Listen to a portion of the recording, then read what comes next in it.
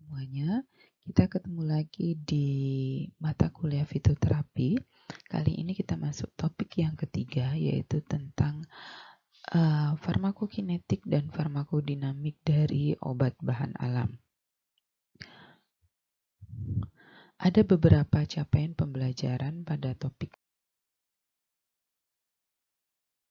hari ini, yaitu yang pertama, saudara mampu memahami prinsip atau mekanisme dari proses farmakokinetik pada tumbuhan obat dengan melihat senyawa markernya atau golongan senyawa markernya.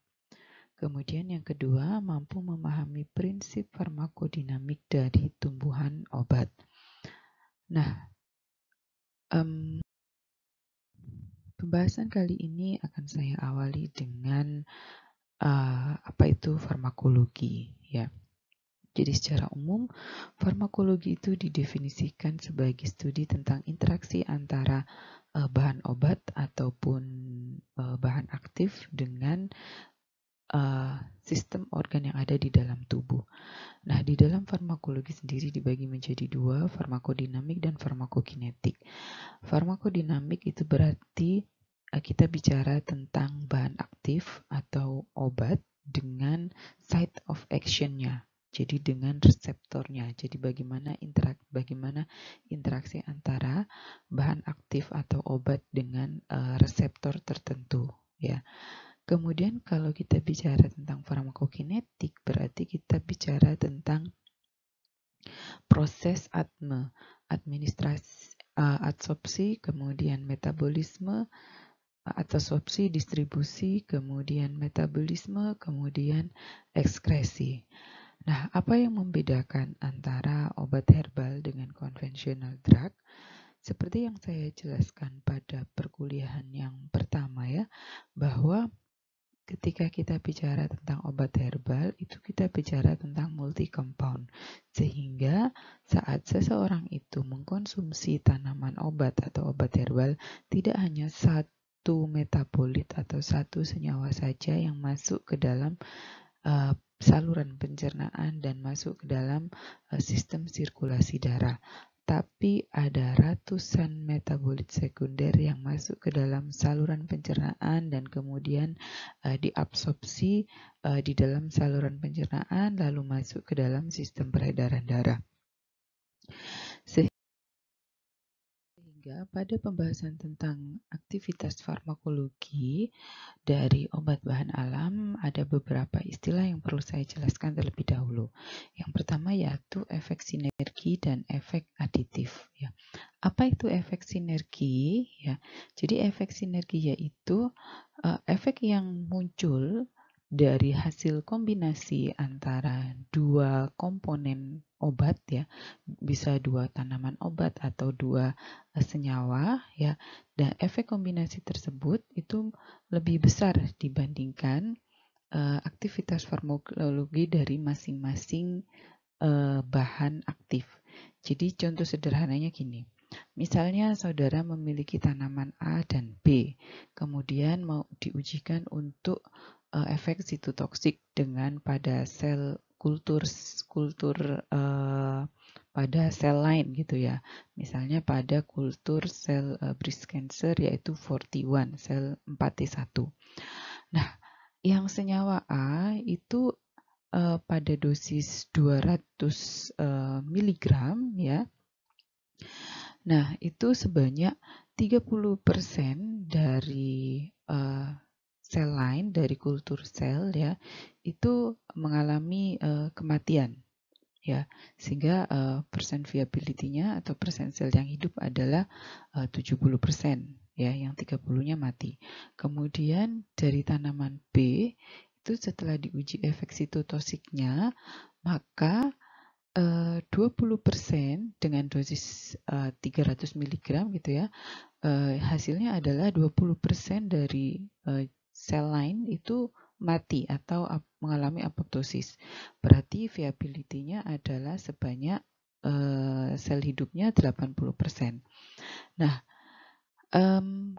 ketika kita gabungkan, ya, jadi 200 mg dari tanaman A, kemudian 300 mg dari tanaman B. Yang tanaman A tadi itu sel yang mati adalah 30%, yang tanaman B 20%. Nah, ketika kita gabungkan masing-masing, seharusnya ya ekspektasinya itu adalah jumlah sel yang mati adalah 50%, ya. Sehingga viabilitasnya adalah 50%. Tapi ketika terjadi efek sinergi ya, maka akan kita dapati bahwa jumlah sel yang mati itu lebih besar ternyata. Misalnya bisa mencapai 70% atau 60%. Nah, ini yang dimaksud dengan efek sinergi. Jadi, aktivitas farmakologi yang dihasilkan dari kombinasi dua senyawa atau dua tanaman itu lebih besar dari ekspektasi masing-masing senyawa atau masing-masing tanaman obat ya. Mungkin akan lebih mudah kalau kita langsung ke contohnya ya. Nah, ini adalah isobol diagram ya. Jadi ini adalah salah satu metode yang digunakan untuk menentukan apakah kombinasi dari senyawa obat atau dari tanaman obat tersebut menimbulkan efek sinergi, efek aditif atau sebaliknya efek antagonis ya. Kalau efek antagonis itu berarti bisa saja karena mekanisme kerjanya berlawanan atau bisa juga karena senyawa A atau tanaman yang A itu menghambat proses adsorpsi dari senyawa B ketika berada di saluran pencernaan. Nah, ada beberapa contoh tanaman ya yang bisa kita pelajari terkait dengan efek sinergi. Yang pertama adalah Hippuricum perforatum, kemudian yang kedua ada Cannabis sativa, kemudian yang ketiga ada Piper mysticum atau kava-kava. Kita akan mulai dari yang pertama yaitu Hippuricum perforatum. Oh ya, sebelum masuk ke Hippuricum perforatum, ada satu lagi metode yang bisa digunakan untuk menghitung kombinasi dari dua bahan obat itu menyebabkan efek sinergi atau aditif atau antagonis ya. Saudara search di webnya CCRC UGM ya. Mereka menggunakan perhitungan persentase. Jadi nanti di situ akan dihitung kalau persentase sekian sampai sekian itu menimbulkan efek sinergi atau aditif atau antagonis. Oke, kita masuk pada yang pertama, tanaman obat yang memiliki efek sinergi ketika digunakan sebagai obat ya. Yang pertama adalah Hippuricum perforatum atau St. John wort. Ini adalah salah satu tanaman yang sangat terkenal sekali di luar negeri dan banyak juga digunakan atau disalahgunakan ya. Nah, senyawa aktif dari Hippuricum perforatum ini adalah hiperisin, ya, yang memiliki efek sebagai antidepresi atau sebagai antidepresan itu adalah hiperisin. Akan tetapi, ketika seseorang itu menggunakan Hippuricum perforatum dalam bentuk ekstrak, otomatis yang masuk ke dalam sistem organ, masuk dalam sistem pencernaan di sirkulasi darah, tidak hanya hiperisin. Nah, di dalam crude ekstrak Hippuricum perforatum itu terdapat senyawa pseudohiperisin dan senyawa hiperoside. Ya, ternyata setelah dilakukan penelitian lebih lanjut, penggunaan ekstrak Hippuricum perforatum itu memiliki efek antidepresan yang lebih besar daripada ketika digunakan dalam bentuk isolat, yaitu hiperisin saja. Kenapa bisa demikian? Yang pertama adalah kontribusi dari senyawa hiperoside. Ya. Hiperoside ini tidak memiliki aktivitas sebagai antidepresan, tapi dia bisa membantu meningkatkan proses absorpsi dari hiperisin ketika berada di dalam saluran pencernaan, sehingga bioavailabilitas dari hiperisin akan meningkat. Ya, kita bisa lihat di sini ada efek sinergi, ya. Jadi hiperisin senyawa yang memiliki aktivitas antidepresan, dan hiperoxide dia tidak punya efek antidepresan. Tapi ketika digabung, bioavailabilitas dari hiperisin bisa naik. Normalnya ketika tidak terjadi efek sinergi, ya kalau digunakan kedua senyawa ini, ya yang menyebabkan efek antidepresan cuman hiperisin saja, bioavailabilitasnya juga akan tetap ya. Itu kalau tidak terjadi efek sinergi. Tapi karena di sini terjadi efek sinergi, sehingga kalau digabung bioavailabilitas dari hiperisin ini akan naik ya. Kemudian yang kedua ada kontribusi dari senyawa pseudohiperisin. Nah, pseudohiperisin ini ternyata ya dia itu juga berperan pada proses mekanisme kerja dari depresi itu sendiri.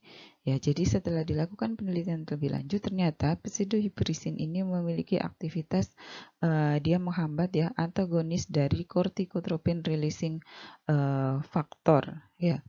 Jadi kalau kita bicara tentang depresi itu pasti startnya dari aktivasi corticotropin releasing factor. Jadi kalau CRF-nya ini teraktivasi, maka dia akan menstimulasi ya hipotalamus ya untuk mensekresi kelenjar asetilkolin, sehingga nanti akan meningkatkan pelepasan dari kortisol. Nah, akibatnya apa? Akan menyebabkan mulai start siklus depresi. Nah, di sini pseudohiperisin ini dia menghambat aktivitas dari corticotropin releasing factor, sehingga apabila digunakan dalam ekstrak, otomatis ketiga komponen ini akan masuk ke dalam saluran pencernaan dan masuk ke dalam sistem sirkulasi darah, sehingga efek antidepresan dari Hypericum perforatum atau Saint-Chevreul akan lebih besar dibandingkan hanya digunakan isolat hiperisinnya saja. Itu efek sinergi yang pertama. Kemudian contoh yang kedua yaitu cannabis sativa. Apa sih senyawa aktif dalam cannabis sativa ini? Senyawa aktif dalam cannabis sativa ini adalah tetrahydrocannabinol atau yang lebih dikenal dengan THC. Digunakan untuk apa sih cannabis sativa ini atau daun ganja ya? Ini termasuk tanaman yang dilindungi ya. Di luar negeri sendiri itu sudah ada beberapa negara yang melegalkan penggunaan cannabis sativa untuk pengobatan. Selain itu, banyak sekali penelitian yang menyebutkan bahwa cannabis sativa ini sangat berpengaruh pada pain modulation. Jadi dia sangat bisa mempengaruhi pengaturan sistem nyeri gitu. Kemudian kita balik lagi, jadi senyawa aktifnya adalah tetrahydrocannabinol. Nah, di dalam ekstrak cannabis sativa itu juga terdapat senyawa cannabidiol atau yang biasa disebut dengan CBD. Nah, CBD ini dia bisa meningkatkan kadar ya atau konsentrasi dari tetrahydrocannabidiol di dalam sel-sel saraf ya. Jadi selain itu cannabidiol ini juga meningkatkan efek dari antispasmodik tetrahydrocannabinol ya. Nah, di dalam sistem organ tubuh manusia sendiri sebenarnya itu sudah terdapat endogen dari cannabinoid system atau endocannabinoid system ya. Ada beberapa reseptor ya. Jadi ada beberapa reseptor cannabinoid di dalam sistem organ tubuh manusia, yaitu CB1 dan CB2 ya. Yang berikatan dengan CB1 ini adalah tetrahydrocannabinol dan yang berikatan dengan CB2 ini adalah cannabinol. Nah, cannabidiol ini tidak berikatan baik dengan CB1 ataupun CB2 ya. Tapi seperti yang saya jelaskan tadi ya, dia ini mampu meningkatkan konsentrasi dari tetrahidrokannabinol di dalam sistem saraf atau di otak ya, karena obat-obatan tetrahidrokannabinol kemudian CBN kannabinol ini kan mempengaruhi sistem kerja yang ada di syaraf ya, ada di otak, sehingga dia harus melewati blood-brain barrier ya. Oke, itu human endocannabinoid ya. Jadi yang memiliki efek yang berikatan langsung dengan reseptor cannabinoid di dalam tubuh manusia itu adalah THC dan CBN, cannabinol ya, dengan CB1 dan CB2. Sedangkan CBD, cannabidiol ini dia tidak berikatan dengan reseptor CB1 atau CB2, tapi dia mampu meningkatkan konsentrasi dari THC di dalam sel syaraf atau di otak manusia. Nah, contoh tanaman berikutnya yang memiliki efek sinergi adalah Piper metisticum ya. Atau disebut juga dengan kava-kava. Ini merupakan salah satu tanaman yang masuk dalam monografi Ayurveda ya. Kava-kava ini senyawa aktifnya atau markernya adalah kafein. Nah, apa yang terjadi ketika Piper metisticum ini digunakan dalam bentuk crude extract ya? Jadi ternyata kafalakton, jadi kafein ini banyak sekali derivatnya ya di dalam ekstrak Piper metisticum itu, yaitu turunan dari kafalakton derivatnya. Ada hidrokafein, metistisin, hidrometistisin, yangonin, desmetoxyangonin, dan lain sebagainya. Jadi ketika digunakan dalam bentuk ekstrak, kafalakton ini mampu meningkatkan kadar kafein di dalam otak. Ya, berarti dia bisa mempengaruhi permeabilitas dari blood-brain barrier ya. Kita tahu bahwa tidak semua obat itu bisa menembus blood-brain barrier. BBB itu adalah sistem lapisan yang sangat lipofil, sehingga hanya obat-obat yang lipofil saja yang dia bisa menembus blood-brain barrier. Nah, di sini kafalakton itu membantu senyawa kafein untuk terabsorpsi atau masuk ke dalam blood-brain barrier, ya, sehingga kadar atau konsentrasi kafein di dalam otak lebih tinggi. Nah, kenapa hal ini bisa terjadi? Ya, jadi senyawa kafalakton ini banyak terdapat di tanaman itu dalam bentuk glukosanya ya. Jadi dalam bentuk saponin ya. Nah, ternyata setelah dilakukan penelitian, saponin ini mampu meningkatkan kelarutan ya dari senyawa-senyawa yang lipofilik. Nah, ini adalah bagaimana senyawa kafalakton itu meningkatkan kadar kafein di dalam sel saraf ya atau di otak. Nah, setelah dilakukan penelitian ternyata kafalakton ini meningkatkan kadar kafein di dalam sel-sel saraf manusia itu tidak hanya melalui peningkatan konsentrasi di blood-brain barrier, tapi juga yang pertama adalah melalui peningkatan absorpsi ketika berada di saluran pencernaan. Kemudian yang kedua yaitu dia meningkatkan bioavailabilitas dari kafein ini dengan cara menghambat proses metabolisme dari kafein.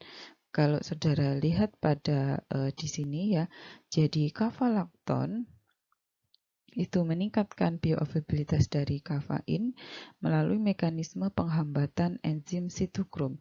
Kita tahu bahwa hampir semua obat itu proses metabolismenya bergantung pada enzim sitokrom.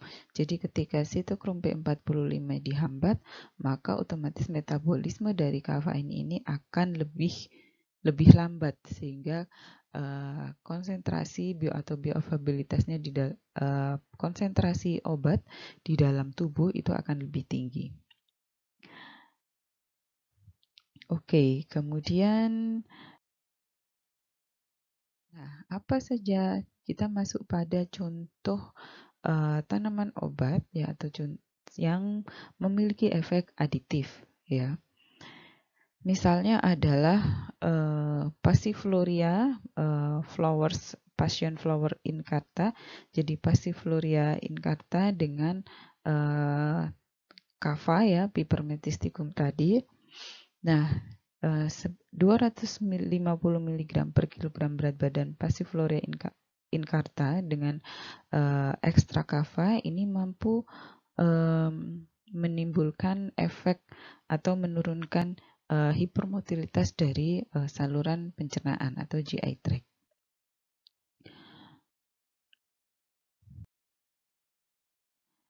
Nah, selanjutnya kita masuk pada detail tentang aktivitas farmakodinamik dan farmakokinetik dari golongan senyawa metabolit sekunder ya.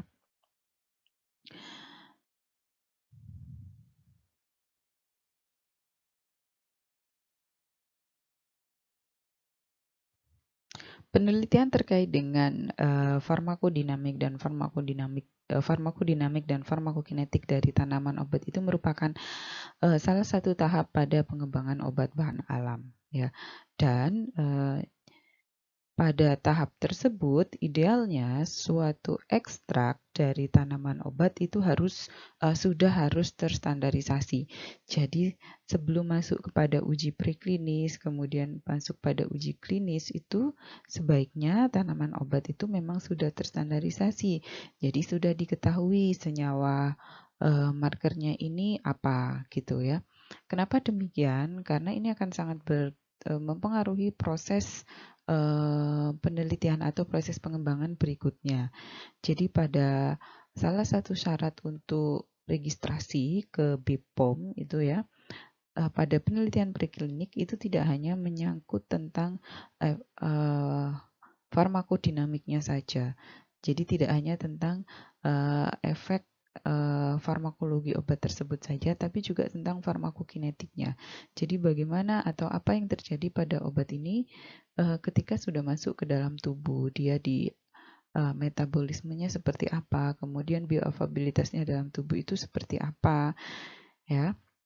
Dan setiap golongan metabolit sekunder itu memiliki model farmakokinetik yang berbeda-beda, ya. Nah, kita masuk pada farmakokinetik obat bahan alam. Ada beberapa hal yang harus diperhatikan ketika kita membahas tentang farmakokinetik dari obat-obat bahan alam. Yang pertama adalah pada proses absorpsi. Ya, karena obat bahan alam itu memiliki kandungan berbagai macam metabolit sekunder, maka otomatis pada proses absorpsi itu akan ada banyak sekali senyawa metabolit yang terabsorpsi. Meskipun belum tentu semua metabolit sekunder pada tanaman tersebut akan diabsorpsi. Bisa saja ada beberapa metabolit sekunder yang dia sangat besar ya, berat molekulnya mungkin berupa polimer, seperti senyawa tanin ya. Jadi dia tidak bisa diabsorpsi ketika berada di dalam saluran pencernaan. Itu tahap absorpsi. Berikutnya adalah metabolismenya. Nah, pada tahap metabolisme ini antara satu senyawa dengan senyawa yang lain itu bisa saja saling berpengaruh. Misalnya, senyawa A ini ternyata dia menyebabkan atau memiliki efek enzim inhibition. Jadi dia menghambat pelepasan enzim sitokrom P45 yang ada di liver. Nah, kalau sitokromnya dihambat, otomatis metabolisme dari senyawa-senyawa yang lain juga akan terhambat. Jadi kadar dari senyawa yang lain akan lebih tinggi. Kemudian, nah di dalam metabolisme ini pasti akan menghasilkan senyawa derivat atau turunannya. Ya, antara satu golongan metabolit sekunder dengan yang lain, produk senyawa turunannya pasti berbeda. Nah, selain dari tahapan ATME sendiri, ya, pharmaceutical process atau proses produksi pada pembuatan obat bahan alam itu juga bisa berpengaruh terhadap bioavailabilitas dari senyawa metabolit sekunder yang ada di dalam tanaman obat tersebut. Jadi misalnya gini, seperti case-nya adalah Silibumarianum ya. Saya sudah pernah jelaskan ini bahwa silimarin yang dia itu diberikan diberikan dalam bentuk silimarin saja, dan silimarin yang diberikan dalam bentuk liposom, jadi sudah dibentuk sistem penghantaran liposom, itu ternyata kadar silimarin dalam bentuk liposom itu lebih tinggi atau lebih besar dibandingkan liposom yang tidak terenkapsulasi.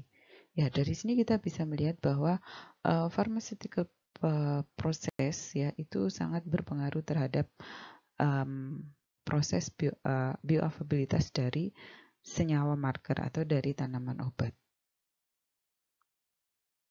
Ketika kita mempelajari tentang farmakokinetik dari senyawa metabolit sekunder, ya, itu akan sangat membantu untuk memberikan gambaran berapa sih dosis yang tepat dari tanaman obat ini.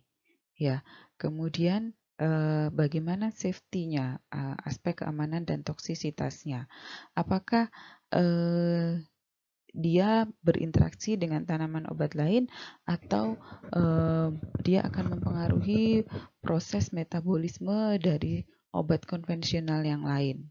Ya, kemudian kalau kita sudah mengetahui bagaimana farmakokinetiknya, apa saja yang berapa bioavailabilitasnya, maka kita bisa merancang suatu formula yang mampu meningkatkan bioavailabilitasnya atau yang mampu meningkatkan efek farmakologinya.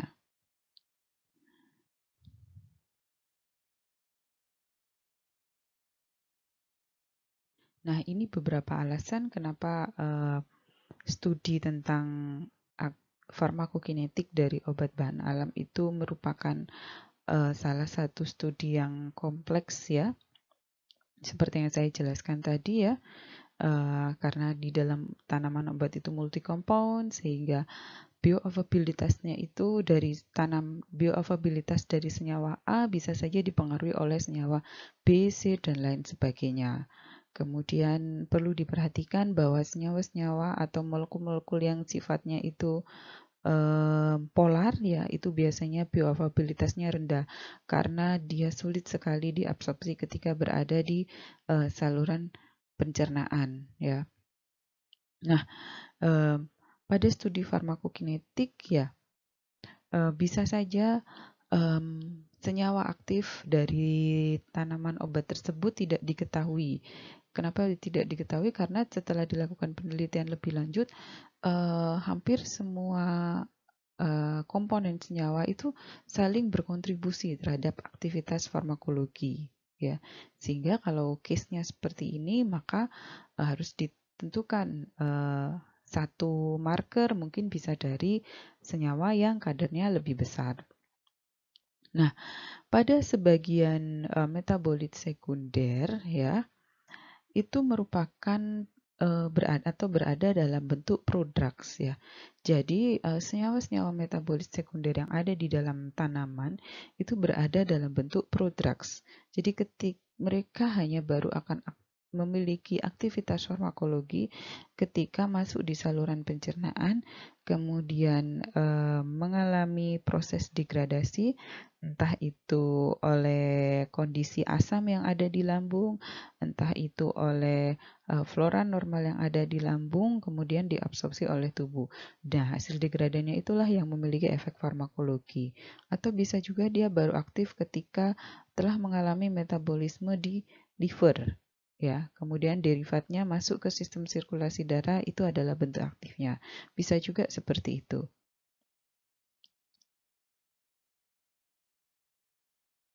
Nah, faktor apa saja yang mempengaruhi bioavailabilitas dari senyawa metabolit sekunder ini ya?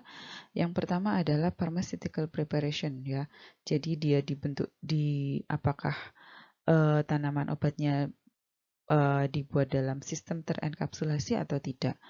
Tentu saja ini juga bergantung pada komponen metabolit sekunder ya. Jadi tidak semua tanaman obat itu kalau dienkapsulasi terus bioavailabilitasnya tinggi, tentu saja tidak.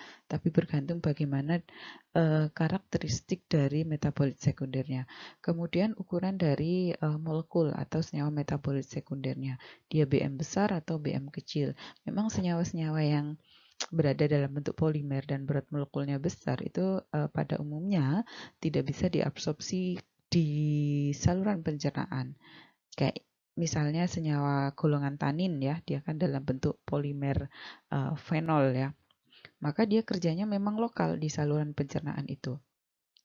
Kemudian kelarutan dalam lemak. Jadi kelarutan di lemak seperti apa, kelarutan di air seperti apa. Kemudian mekanisme atau proses absorpsi di dalam saluran pencernaan ya. Apakah dia termasuk aktif transport ya, atau dia membutuhkan kondisi pH tertentu pada saat absorpsinya.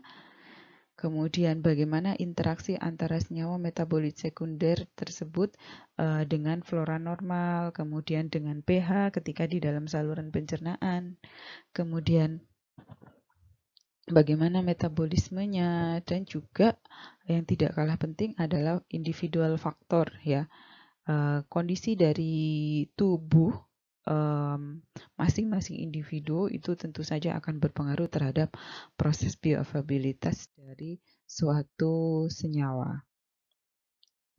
Nah, kita masuk pada aktivitas farmakologi dari senyawa metabolit sekunder. Di sini yang saya akan bahas adalah farmakokinetik dan farmakodinamik dari phytochemical substances atau dari senyawa fitokimia ya.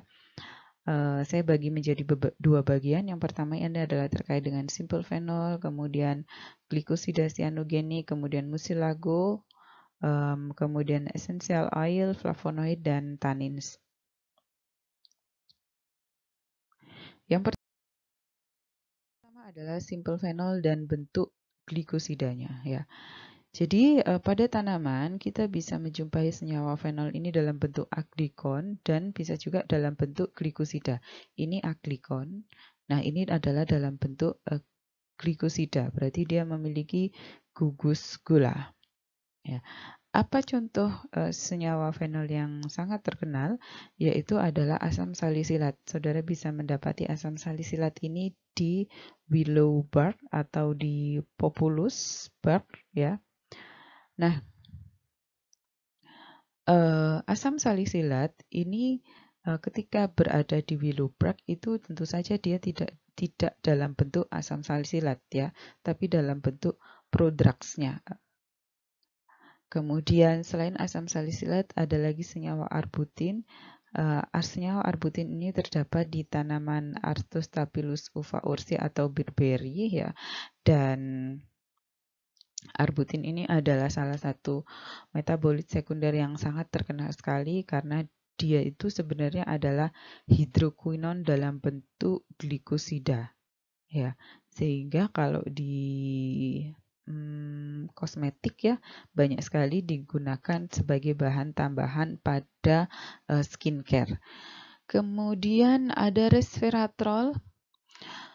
Resveratrol ini merupakan senyawa fitoaleksin ya. Apa itu fitoaleksin? Yaitu senyawa yang mampu menghambat pertumbuhan tanaman lain yang berada di sekitar resveratrol. Jadi gini, misalnya gampangannya gini ya, resveratrol itu terdapat pada tanaman Vitis vinifera. Jadi kalau kita nanam tanaman Vitis vinifera, maka di sekitar tanaman Vitis vinifera itu jarang sekali tumbuh tanaman lain atau jarang sekali terkontaminasi jamur. Kenapa demikian? Karena di dalam Vitis vinifera itu terdapat senyawa resveratrol yang dia memiliki efek fitoaleksin. Ya.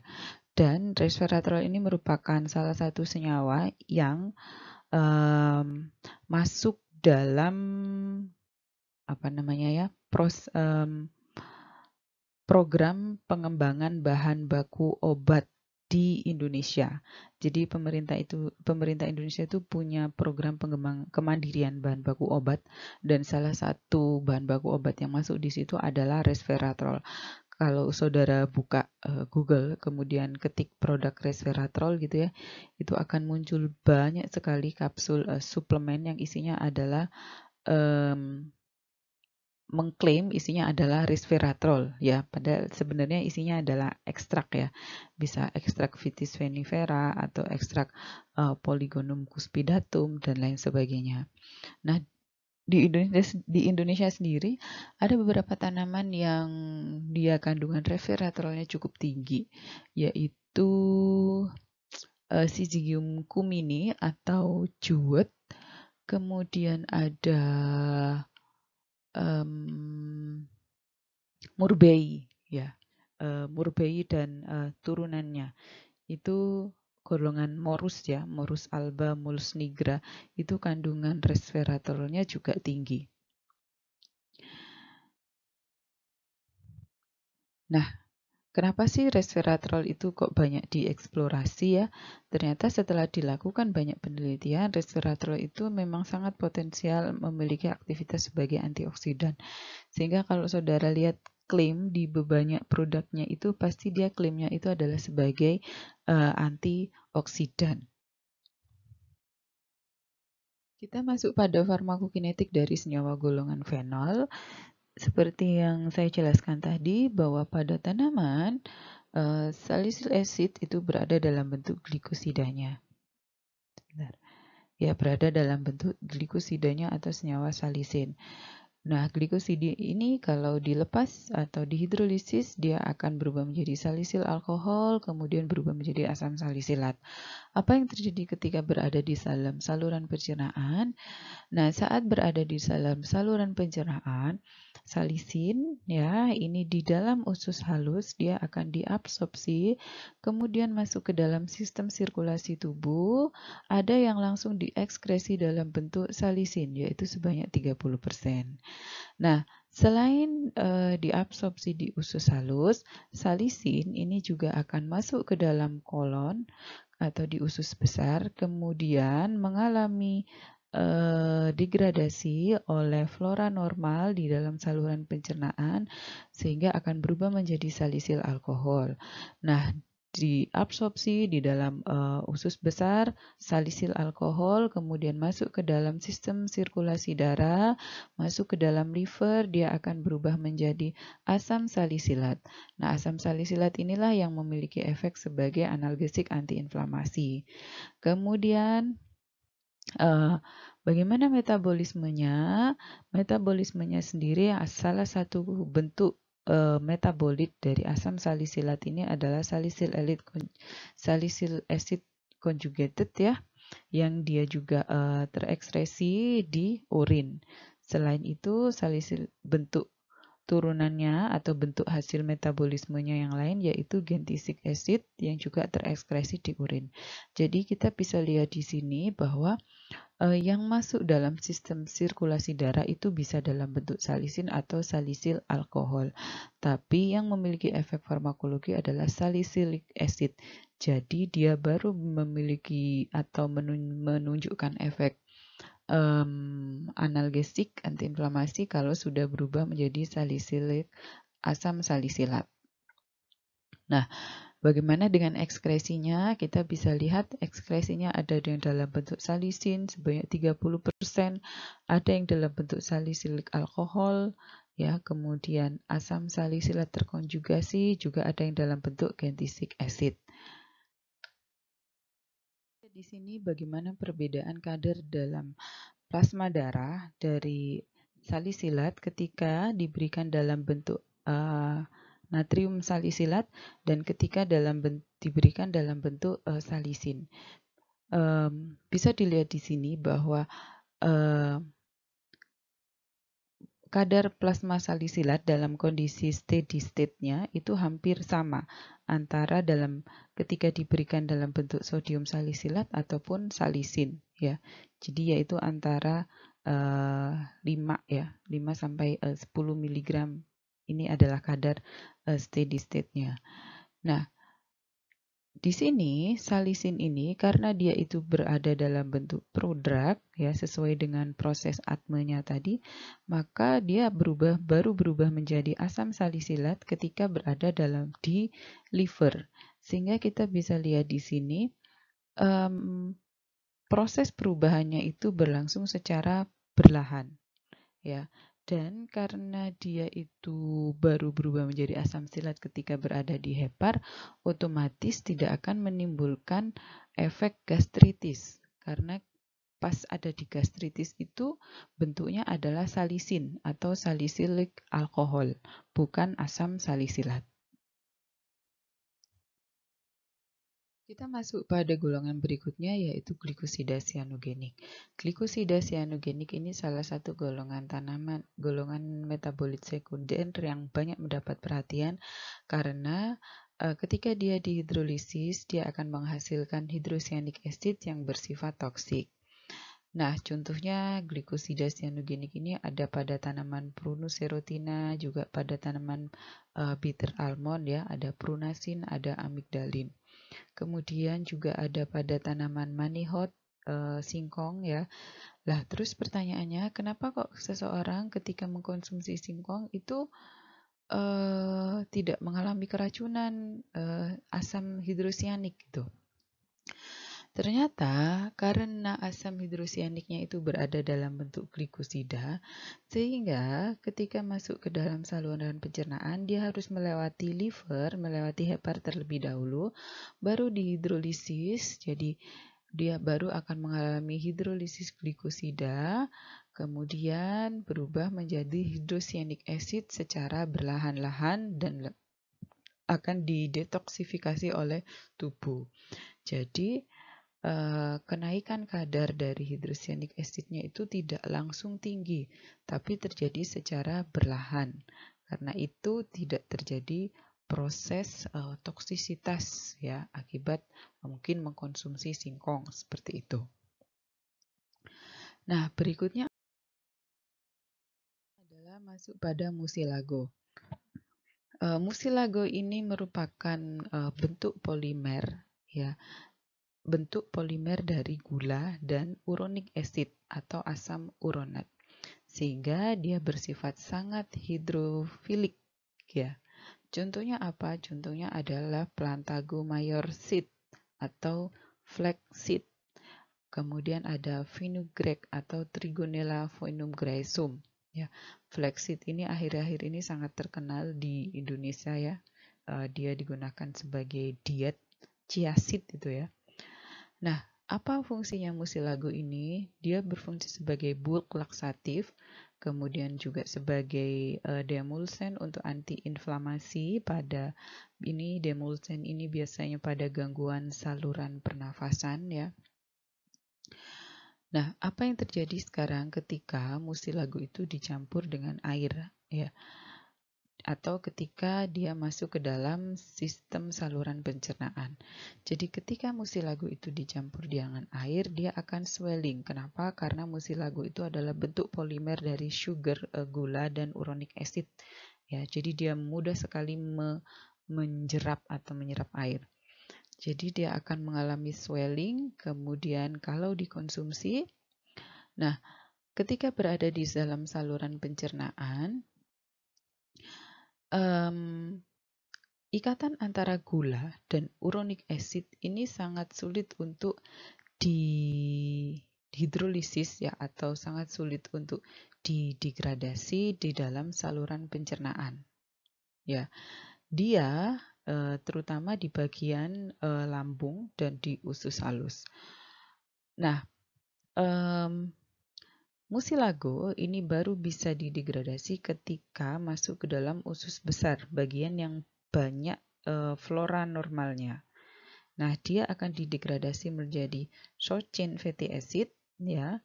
Nah, yang diserap oleh tubuh itu adalah short chain fatty acid-nya. Nah, apa yang terjadi pada musilago yang tidak didegradasi ya oleh saluran yang tidak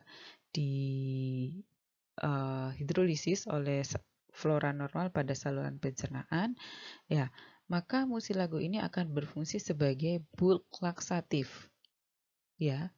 Jadi dia berfungsi sebagai bulk laksatif untuk meningkatkan konsistensi feses di dalam saluran pencernaan. Kemudian sebagian lagi akan didekomposisi atau didegradasi oleh flora normal menjadi short chain fatty acid yang diabsorpsi oleh di saluran pencernaan ya. Karena itulah ada beberapa jenis diet ya yang mereka menggunakan flaxseed atau chia seed ini untuk meningkatkan kadar HDL ya. Jadi karena dia banyak sekali short chain fatty acid-nya. Berikutnya adalah minyak atsiri, jadi atau essential oil. Ini merupakan golongan senyawa yang volatil ya. Jadi essential oil ini biasanya dia masuk dalam golongan senyawa monoterpen dan sesquiterpen. Juga ada beberapa yang golongan fenol, ini phenyl propanoid alkohol. Nah, kebanyakan essential oil ini adalah senyawa yang bersifat non-polar ya. Jadi sehingga pada proses formulasinya dia memerlukan tahapan lebih lanjut untuk membantu bioavailabilitasnya. Dan biasanya memang pada beberapa produk kalau kandungannya itu adalah essential oil, maka kebanyakan akan dibikin dulu menjadi liposomnya atau bentuk fitosum. Kayak misalnya santorizol oil atau ekstrak santorizol itu kurkuma santoriza, berarti temulawak. Kayak ekstrak temulawak itu sebelum dia dibikin jadi tablet ya, dia di-coated dulu dalam bentuk fitosom. Kemudian berikutnya yaitu flavonoid. Flavonoid ini merupakan senyawa yang disebut sebagai pigmen warna ya, karena memang pada sebagian besar tanaman pigmen warnanya disebabkan oleh adanya senyawa flavonoid. Biasanya adalah golongan dari antosianin. Kemudian banyak sekali kita jumpai pada tanaman ya, terutama pada buah dan sayuran. Kemudian flavonoid diklasifikasikan menjadi beberapa golongan ya. Ada flavon, kemudian flavonols, kemudian flavonon, ada juga flavon3-ol. Dan pada tanaman flavonoid ini bisa berupa sebagai glikosida, jadi punya gugus gulanya. Nah, apa saja aktivitas farmakologinya? Hampir sebagian besar flavonoid pasti memiliki efek sebagai antioksidan. Kemudian flavonoid juga sering digunakan sebagai salah satu komponen diet ya. Kenapa? Karena tingginya aktivitas antioksidan tersebut. Oke, kita masuk pada bagaimana sih farmakokinetik dari flavonoid, dari glikosida flavonoid ya. Nah, glikosida flavonoid atau flavonoid O glikosida ya, ini akan dikonversi menjadi atau diubah menjadi aglikon pada flora normal yang ada di dalam saluran pencernaan. Jadi dari glikosida flavonoid diubah menjadi aglikon. Ini adalah bentuk aglikonnya. Kemudian aglikon ini akan mengalami degradasi pada cincin C Masih ingat ini adalah cincin A, B, dan ini cincin C. Dia akan mengalami degradasi pada cincin E, C ring fission, ya, sehingga akan menghasilkan dua struktur fenol. Ya, jadi kalau degradasi cincin E, dia akan menghasilkan dua struktur fenol, B dan A. Nah, contohnya ini flavonoid, dia akan berubah menjadi M-hydroxyphenylpropanoic acid. Masing-masing golongan flavonoid ini proses degradasi pada cincin C akan menghasilkan metabolit atau degradan yang berbeda-beda. Misalnya pada quercetin dan rutin, ya, dia akan menghasilkan 3,4-dihidroksifenilatic acid atau 3-methoxy-4-hidroksifenilatic acid. Kemudian pada katekin dia akan menghasilkan delta hidroksifenil gamma valerolacton. Kemudian kaempferol, mirisetin, trisin, dan lain sebagainya. Saudara tidak perlu menghafal ini, tapi cukup tahu bahwa dia akan terdegradasi di cincin C, ya, sehingga menghasilkan dua senyawa fenol.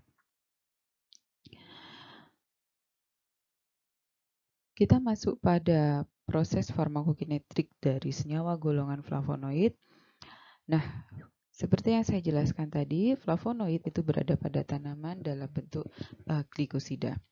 Apa yang terjadi kalau dia berada dalam bentuk glikosida? Maka yang pertama adalah berat molekulnya besar, biasanya di atas 400. Kemudian yang kedua, sifatnya pasti cenderung polar karena punya gugus gula, sehingga sulit diabsorpsi ketika berada di saluran pencernaan. Nah, oleh karena itu, saat berada di saluran pencernaan, glycoside-flavonoid ini akan dihidrolisis oleh flora normal menjadi aglikon flavonoid. Aglikon flavonoid ini sebagian ada yang langsung diabsorpsi di saluran pencernaan, ada yang sebagian lagi didegradasi oleh flora normal pada cincin C-nya. Ya, jadi dia didegradasi di C-ring fission tadi menghasilkan dua senyawa fenol yang lebih kecil, kemudian baru diabsorpsi di saluran pencernaan. Ini adalah proses farmakokinetik dari senyawa golongan flavonoid secara umum. Apakah semua flavonoid kalau dalam bentuk aglikon itu berarti mudah diabsorpsi di saluran pencernaan? Belum tentu juga, tergantung bagaimana karakteristik atau jenis aglikonnya, ya. Apakah dia aglikon yang banyak gugus OH-nya, kayak misalnya quercetin, atau dia aglikon yang banyak gugus nonpolarnya, misalnya isopren, isoprenil flavonoid, atau methoxyflavonoid, atau metilflavonoid. Nah, gugus fungsi tambahan tadi pada pada struktur inti flavonoid itu juga mempengaruhi terhadap farmakokinetik dari flavonoid, ya, kayak misalnya senyawa quercetin. Quercetin ini punya 1, 2, 3, 4 gugus hidroksi, ya, sehingga dia proses absorpsinya relatif sulit sekali di dalam saluran pencernaan. Oleh karena itu, dihidrolisis dulu, ya, atau didegradasi dulu oleh flora normal sehingga menghasilkan dua senyawa fenol tadi. Berikutnya kita masuk pada golongan tannins, ya. Sebenarnya ada 3 golongan tannin, ya. Tannin terhidrolisis, tannin terkondensasi, dan tannin kompleks. Tannin terhidrolisis ini struktur intinya adalah asam galat atau ellagic acid. Kemudian dia sangat mudah sekali terhidrolisis. Sebentar. Nah, ini contohnya tannin terhidrolisis. Jadi dia tersusun atas asam ini, ya betul, ini asam galat dan ada gugus gula. Kemudian tannin terkondensasi ini tersusun atas unit katekin dan epikatekin dan dia tidak punya gugus gula. Jadi bisa tersusun atas gabungan beberapa unit epikatekin atau katekin. Atau biasanya disebut juga dengan oligomeric procyanidin atau OPC. Dan tanin terkondensasi ini sulit sekali terhidrolisis, ya. Kemudian tanin kompleks, ya. Tanin kompleks itu adalah gabungan antara tanin terhidrolisis dan tanin terkondensasi. Nah, karena tanin ini merupakan bentuk polimer, ya, dia kan gabungan banyak ratusan asam galat gitu ya. Sehingga ketika masuk ke dalam saluran pencernaan, masuk ke dalam membran mukosa di saluran pencernaan, maka polimer tersebut akan berinteraksi dan membentuk kompleks dengan protein pada membran mukosa dan epitel di saluran pencernaan. Apa yang terjadi ketika protanin ini membentuk crosslink atau ikatan kompleks dengan protein yang ada di saluran pencernaan, maka kondisi dari mukosa, membran mukosa di saluran pencernaan itu akan berubah menjadi rapat, ya, dan kurang permeabel. Apa efeknya? Ini adalah yang disebut dengan efek astringen. Ya, jadi memperkecil atau merapatkan pori-pori, merapatkan membran yang ada di mukosa saluran pencernaan. Oleh karena itulah, senyawa atau tanaman yang kandungan taninnya itu tinggi bisa digunakan untuk obat anti diare karena dia bisa mencegah absorpsi cairan yang berada di dalam saluran pencernaan. Selain itu, tanin juga digunakan sebagai antioksidan, ya karena gugus buahnya banyak sekali ya kalau saudara lihat di sini. Terus dia juga berfungsi sebagai chelating agent untuk logam berat. Kita masuk pada farmakokinetik dari senyawa golongan tanin ya. Nah, apa sih yang terjadi ketika tanin itu dikonsumsi oleh manusia? Jadi kita masuk di mulut terlebih dahulu di oral cavity, ini berarti dia masih dalam bentuk tanin, free tanin yang belum terhidrolisis atau juga belum membentuk kompleks dengan protein, ya, maka dia memiliki efek sebagai astringen, antiinflamasi dan antimikroba. Kemudian ketika berada di dalam saluran pencernaan, ada sebagian tanin yang membentuk kompleks dengan protein di membran mukosa saluran pencernaan, ada juga yang masih berada dalam bentuk free tanin, ya. Kemudian jadi dia punya efek astringen hampir sama ya, antimikroba dan antiinflamasi. Kemudian di usus halus ya, ini membentuk tanin protein kompleks, kemudian ada juga hidrolysable tanin. Kenapa dia bisa terhidrolisis? Karena di usus halus dan usus besar ini mulai ada flora normal. Jadi mulai tanin-tanin itu polimernya mulai terhidrolisis ya, terdekomposisi. Dia maka bisa memiliki efek astringen tetap karena ada tanin protein kompleks. Ini bisa memiliki efek anti diare dan antioksidan. Kemudian di usus besar ini sama ya, sebenarnya seperti usus halus, ada tanin protein kompleks, ada tanin yang sudah terdegradasi ya. Dia bisa memiliki efek astringen, antiinflamasi, juga hipokolesterol ya. Kemudian juga memiliki efek antioksidan dan anti diare. Kita masuk pada farmakodinamik dan farmakokinetik golongan senyawa berikutnya ada alkaloid, saponin, cardiac glucoside, antrakinon, dan fitoestrogen. Yang pertama adalah alkaloid ya. Ada banyak sekali golongan senyawa alkaloid dan klasifikasinya, dan saya tidak akan bahas di sini. Saya hanya akan bahas beberapa senyawa alkaloid yang memang memiliki aktivitas farmakologi yang potensial ya. Oke, aktivitas kerja dari senyawa alkaloid ditentukan oleh dua mekanisme utama. Yang pertama adalah kemampuan senyawa alkaloid untuk menembus blood-brain barrier sehingga dia bisa menimbulkan efek depresan atau stimulan pada sistem saraf. Kemudian yang kedua adalah kemampuan senyawa alkaloid dalam berikatan atau berinteraksi dengan reseptor dari neurotransmitter tertentu. Contoh senyawa alkaloid yang berperan terhadap aktivitas depresan adalah morfin dan kodein. Kemudian yang berperan sebagai CNS stimulan ada kafein, kemudian kokain, kemudian yang berinteraksi dengan reseptor dari neurotransmitter tertentu ada efedrin, ya. Kemudian ada alkaloid lobelia, ini disebut juga dengan emetic alkaloid, ya. Kemudian ini ephedra dari ephedra sinica, ya, ada ephedrin dan pseudoephedrin.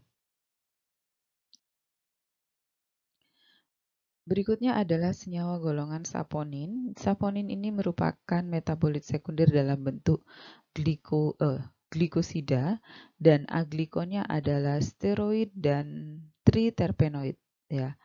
Jadi aglikonnya steroid dan triterpenoid. Nah, saponin ini memiliki efek yang disebut dengan detergen-like effect, ya, karena dia mampu menurunkan tegangan permukaan dari cairan. Kemudian dia juga memiliki efek hemolisis sehingga pada penggunaan jangka panjang bisa menyebabkan iritasi pada saluran pencernaan. Kemudian selain itu alkaloid ini juga mampu meningkatkan sekresi dari asam empedu. Kemudian, karena struktur dari saponin ini menyerupai dari hormon steroid yang ada di dalam tubuh, maka penggunaan tanaman obat yang mengandung senyawa saponin dalam jangka panjang ini bisa menghambat enzim beta hidroksisteroid hidrogenase sehingga kadar kortisol di dalam tubuh akan tinggi. Contohnya apa? Contohnya adalah pada Glycyrrhiza glabra atau kayu manis, ya. Akar manis licorice. Nah, jadi terkait dengan farmakokinetik dari senyawa saponin, ya. Jadi kalau saponin ini kan aglikonnya adalah steroid dan terpenoid, ya. Jadi dia relatif kelarutannya bagus di lipid, ya. Maka absorpsi di saluran pencernaannya juga bagus. Nah, apa yang terjadi kalau saponin tersebut tidak bisa diabsorpsi di saluran pencernaan, ya? Maka dia akan melewati usus halus, ya, masuk ke usus besar. Kemudian di situ ada flora normal, lalu flora normal ini akan mengubah atau mendegradasi saponin menjadi bentuk aglikonnya. Ya, jadi saponin itu bisa langsung diabsorpsi dalam bentuk saponin glikosidanya selama kelarutan di lemaknya bagus, ya. Tapi kalau dia tidak diabsorpsi dalam bentuk glikosida, maka dia akan lebih dahulu dihidrolisis oleh flora normal menjadi bentuk aglikonnya, ya, atau bentuk sapogeninnya. Nah, sapogenin ini yang akan diabsorpsi. Kemudian contohnya adalah pada glycyrrhizin, ya. Glycyrrhizin ini akan dikonversi atau digradasi di saluran pencernaan oleh flora normal menjadi glycyrrhizitinic acid atau GA, ya. Nah, GA-nya ini adalah yang diabsorpsi di saluran pencernaan. Kemudian kita masuk pada kardioglikosida, glikosida jantung. Sebenarnya glikosida jantung ini strukturnya mirip seperti saponin dengan aglikon steroid, ya. Kenapa dia dinamakan glikosida jantung? Karena dia memiliki efek farmakologi yang khas sekali ke sistem organ jantung. Ada dua glikosida cardiac glycoside, ada cardenolid dan bufadienolid. kardinolit ini yang tersusun atas 23 karbon. Kemudian bufadienolit ini tersusun atas 24 karbon. Nah, apa efek kardioglikosid pada sistem jantung ya? Kardioglikosid ini dia mampu menghambat pompa natrium kalsium pada seluler di jantung ya. Sehingga dia mampu meningkatkan kadar kalsium intraseluler yang ada di jantung, yang ada di sel-sel jantung. Oleh karena itu, kardioglikosid ini mampu meningkatkan kontraktilitas dari otot jantung.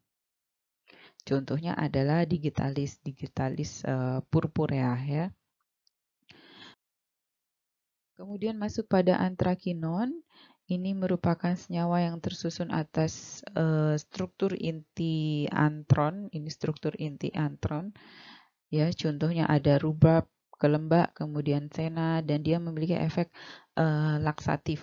Ya, nah antrakinon ini juga banyak ditemui di tanaman itu dalam bentuk glikosida. Jadi dia dalam bentuk berikatan dengan gugus gula. Apa yang terjadi pada mekanisme farmakokinetiknya? Jadi misalnya saudara mengkonsumsi obat yang dia memiliki kandungan ekstrak daun sena ya. Ekstrak daun sena itu senyawa aktifnya kebanyakan adalah sinusaid, ada sinusaid A, B, C, D ya. Jadi ketika kita mengkonsumsi sinusaid, dia akan masuk ke dalam lambung, kemudian masuk ke dalam usus di lambung, tidak terjadi proses hidrolisis ya, kemudian masuk ke dalam usus halus. Nah, di usus halus ini masih dalam bentuk sinusaid, masih dalam bentuk glikosida ya. Di usus halus ini akan masuk ke dalam usus besar. Nah, di usus besar ini oleh flora normal, sinusaid, ini bentuk glikosidanya, akan dihidrolisis, dilepas gugus gulanya sehingga menjadi senidin. Senidin ini dia akan terdegradasi menjadi rein-antron. Jadi struktur intinya adalah rein-antron. Kemudian, nah ketika sudah berubah menjadi rein-antron ya, dia akan masuk ke dalam liver, kemudian masuk ke sistem sirkulasi darah. Nah, selain itu, dia bisa juga mengalami fase metabolisme. Jadi setelah masuk ke hepar, dia akan masuk lagi ke saluran pencernaan. Ya. Nah, apakah semua rein-antron ini diabsorpsi oleh tubuh? Tentu saja tidak. Ya. Ada juga yang langsung dibuang melalui feses. Ya. Nah, sinosida itu juga tidak semua dihidrolisis oleh flora normal menjadi senidin dan rein. Ada juga sinosida yang langsung dibuang melalui feses. Kemudian bagaimana dengan metabolismenya? Ketika di hepar dia akan berubah dikonjugasi ya, reinnya akan dikonjugasi oleh enzim yang ada di hepar, kemudian diekskresi di liver dalam bentuk rein atau dalam bentuk rein monoglucoside atau rein monosulfat. Ada juga dalam bentuk senidin A dan B. Itu adalah farmakokinetik dari senyawa golongan antrakinon. Nah, antrakinon ini untuk apa sih? Dia untuk laksatif. Jadi memang efek laksatifnya sangat potensial, tapi tidak boleh digunakan sebagai digunakan dalam jangka panjang ya. Nah, bagaimana mekanisme kerja laksatifnya? Ada dua mekanisme. Yang pertama adalah meningkatkan gerakan peristaltik yang ada di saluran pencernaan ya. Kemudian yang kedua adalah menghambat proses absorpsi dari cairan yang ada di saluran pencernaan ya. Kemudian yang terakhir ada fitoestrogen. Fitoestrogen ini sebenarnya dia adalah golongan flavonoid. Kenapa disebut dengan fitoestrogen? Karena memang strukturnya menyerupai hormon estrogen dalam tubuh ya, sehingga dia bisa berpengaruh terhadap kadar atau mekanisme kerja dari hormon estrogen dalam tubuh. Ya, dari secara struktur dia mirip 17 beta estradiol ya. Nah, fitoestrogen ini juga banyak dijumpai dalam bentuk glikosida, sehingga ketika berada di dalam saluran pencernaan, dia harus dimetabolisme dulu oleh flora normal menjadi bentuk aglikonnya. Ini beberapa efek dari fitoestrogen, saya ambilkan dari Medscape ya. Jadi fitoestrogen itu biasanya banyak dikonsumsi oleh perempuan yang mengalami menopause ya. Karena kita tahu kalau perempuan itu mengalami menopause, maka kadar estrogen dalam tubuhnya turun drastis sekali dan itu sangat berpengaruh terhadap metabolisme tubuh. Dia bisa mengindus osteoporosis, kemudian mengganggu kondisi psikis yang dipengaruhi oleh hormonal, kemudian bisa meningkatkan suhu tubuh dan lain sebagainya. Nah, dari berbagai macam penjelasan terkait farmakokinetik dan farmakodinamik tadi, maka bisa kita ketahui bahwa antara setiap tanaman, setiap metabolit sekunder itu memiliki karakteristik yang khas ya. Jadi ada beberapa cara untuk meningkatkan efikasi ataupun meningkatkan bioavailability dari metabolit sekunder tanaman tertentu. Contohnya adalah ketika terkait dengan senyawa polifenol ya. Senyawa polifenol contohnya apa di sini? Contohnya tannins, kemudian fenol itu tidak boleh dikonsumsi dengan bersamaan dengan makanan yang lain ya. Kenapa? Karena dia bisa berikatan dengan protein. Jadi kalau dikonsumsi misalnya dengan makanan yang tinggi protein kayak daging gitu ya, maka dia bisa membentuk ikatan kompleks dengan protein dari daging tersebut sehingga tidak bisa diabsorpsi. Kemudian, nah ini metabolit sekunder atau senyawa yang proses absorpsinya atau proses hidrolisis dan degradasinya itu bergantung pada kondisi pH asam lambung ya atau pada asam lambung, maka dia harus dikonsumsi bersamaan dengan makanan. Kenapa dengan makanan? Karena asam lambung itu baru dirilis kalau ada makanan masuk ke situ. Kemudian, nah senyawa-senyawa yang bisa dirusak dengan asam lambung tinggi, maka dia harus dikonsumsi tidak boleh dikonsumsi bersamaan dengan makanan. Kemudian senyawa yang bersifat lipofilik ya itu memang biasanya lebih mudah proses absorpsinya ya dibandingkan senyawa yang bersifat hidrofilik. Kemudian saponin itu bisa digunakan untuk meningkatkan absorpsi dari senyawa tertentu. Kenapa demikian? Masih ingat bahwa saponin itu mampu meningkatkan ekskresi dari asam empedu, ya. Sedangkan kita tahu bahwa asam empedu ini sangat membantu proses absorpsi bahan makanan ataupun obat yang ada di dalam tubuh. Kemudian perlu diperhatikan juga adanya interaksi antara obat bahan alam dengan obat konvensional atau dengan makanan yang dikonsumsi ya. Jadi beberapa jenis makanan dietary food itu bisa mengganggu proses biotransformasi atau proses degradasi dari metabolit sekunder ketika berada di dalam GI tract. Juga bisa juga mengganggu proses metabolisme dari metabolit sekunder. Contohnya adalah grapefruit ya. Grapefruit ini dia sangat berpengaruh sekali terhadap sekresi dari enzim sitokrom P450. Kita akan bahas lebih detail di pertemuan berikutnya ya. Nah, itu untuk materi perkuliahan pada hari ini cukup panjang ya penjelasannya. Jadi gini, intinya untuk mengetahui atau melakukan penelitian terkait dengan farmakokinetik dari obat bahan alam, maka kita butuh tahu dulu markernya apa. Nah, kalau misalnya tidak diketahui markernya ya, maka bisa menggunakan per golongan senyawa. Jadi golongan senyawanya apa? Jadi kalau kita tahu golongan senyawanya, kita bisa prediksi kira-kira ini jalur atau proses farmakokinetiknya seperti apa, begitu. Sekian untuk kuliah hari ini, semoga bermanfaat. Mohon maaf jika ada yang kurang dari penjelasan saya. Jika ada yang tidak jelas, saudara bisa drop pertanyaan pada kolom forum yang saya buat di VLM ya. Wassalamualaikum warahmatullahi wabarakatuh.